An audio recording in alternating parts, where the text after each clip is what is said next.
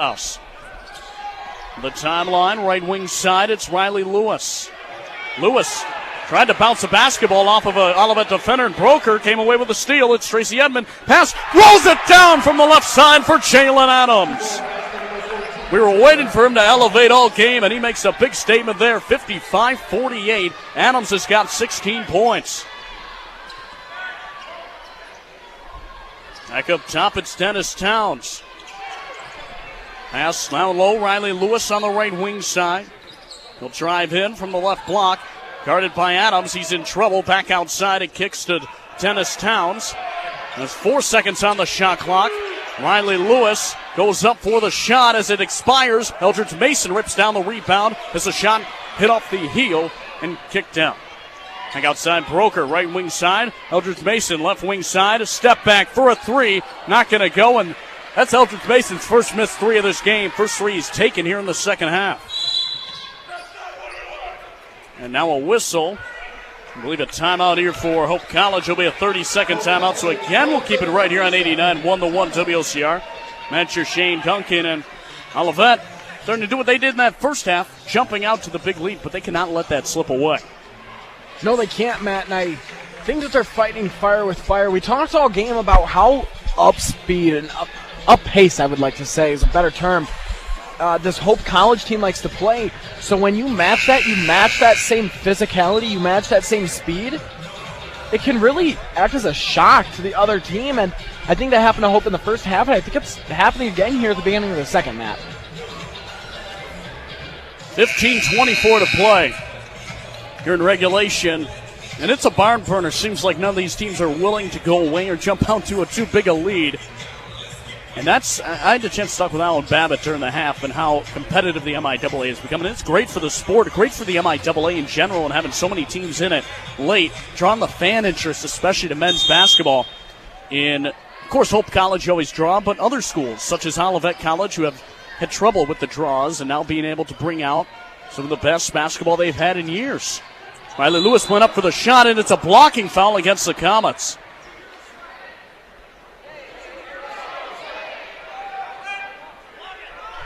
Foul is against Chase Broker. Greg Mitchell in the ear of the official. A little bit of extracurricular activity going on after that one, Matt. Trying to listen into what Greg Mitchell has to say. Thinks that there was another foul missed. But Riley Lewis at the line here for the Flying Dutchman, and he drains that one as it swirls around.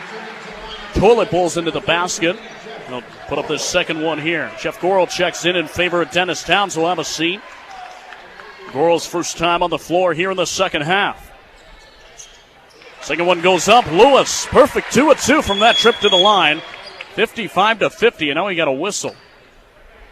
Looks like something went out onto the court. May have been a candy wrapper. Apparently that calls for a stoppage in play. Official whistled it down right away. I believe they had to fix the clock as he started taking it up the timeline. So they get it fixed, and McAdoo will inbound. It's Tracy Edmond. Looks over for the play call from Steve Ernst. And Jalen Adams from the left point gives it to Chase Broker. Broker, pass inside. McAdoo dribbles back out towards the top. Gives it to Jalen Adams down on the right wing side. Wide open is Broker. Can he do it? Yes, he can. Splash! Chase Broker, 8 points in this contest, and another big three-pointer makes it an 8-point game in favor of the Comets. Teddy Ray, left wing side, his way to Beckman. Beckman passes tipped. It was headed towards Gorel, tipped by Adams, now from the right wing side, and in for a three-pointer. Riley Lewis, a product of Williamston High School. Big-time three-pointer brings it now to a 5-point game, 58-53. Comets lead. Under 14 and a half to play in regulation. Eldridge Mason, right wing side, gives it to John McAdoo. Left wing side, Adams. He's going in, driving, reverse layup, not going to go, gets his own rebound. Second chance opportunity, and one. Gets it to go.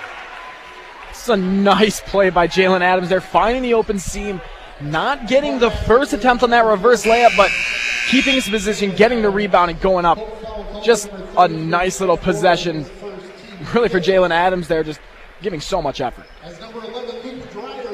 Coral checks out and into the game for the first time today. It'll be Luke Dreyer in his place, and Adams here for the free throw for the and one opportunity. Strange hit on the three-point play, thus converted by Adams at 61-53. Comets with an 8-point advantage with 14 exactly to play in regulation.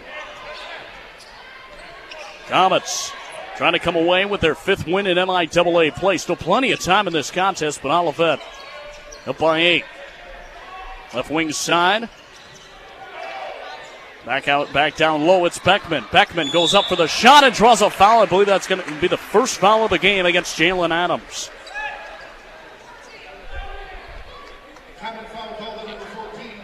Adams' first foul. He's tied with Eldridge Mason for the team lead. Both of them have 19 points. Tracy Edmond has 12 points. So at the line, it's Jason Beckman.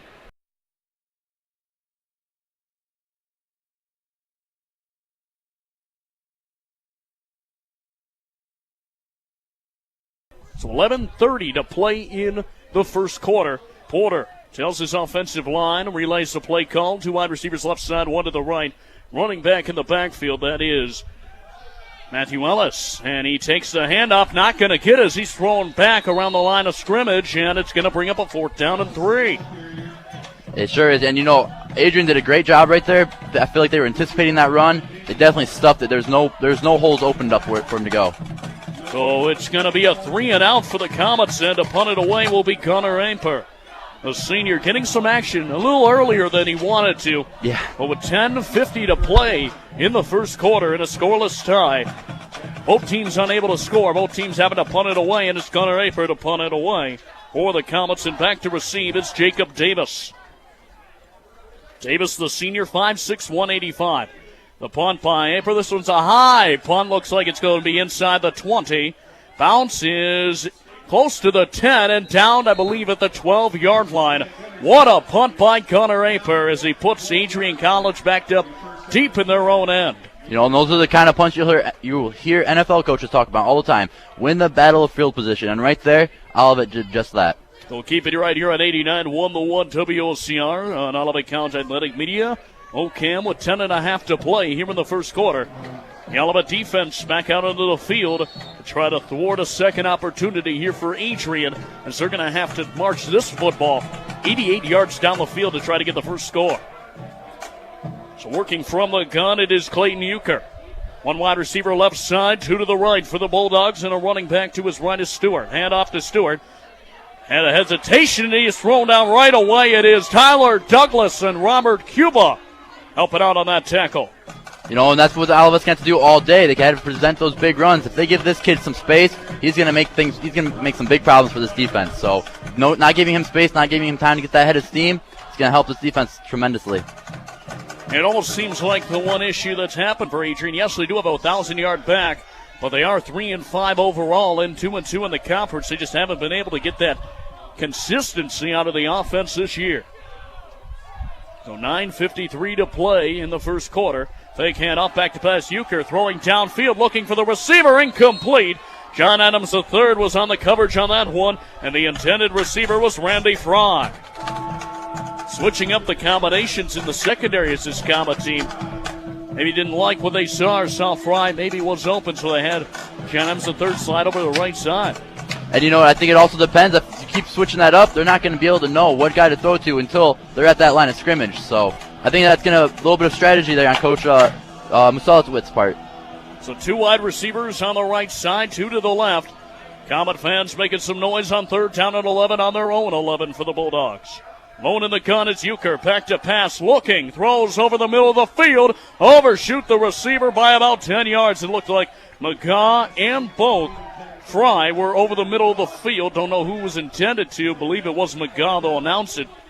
But anyway, it's an incompletion. 4th down, 11, and again, a 3 and out, and Adrian has to punt this football away. And now this comes back to that battle of field position. Since they had a 3 and out, this bunt, even though it's a 40-yard punt, Olivet's still going to have pretty decent field position to hopefully at least put some points on the board. So Connor Storms on the punt for his 2nd time today. He's about 3 yards deep in his own end zone. Back to receive Bryce Johnson. He is in Adrian Bulldog territory on the 47 where he awaits his punt. A snap, a botched snap. This one is, and down goes the punter, and no flag, as this one goes out of bounds just over the 50-yard line on the Comet 49. And that was a bit interesting there. I'm surprised not even a little flag running into the kicker. You know, and I'm a little bit surprised too, but I think maybe if the referee's thinking that he still had the ball when he got hit. So, I mean, but other than that, I'm kind of surprised there was no call on that.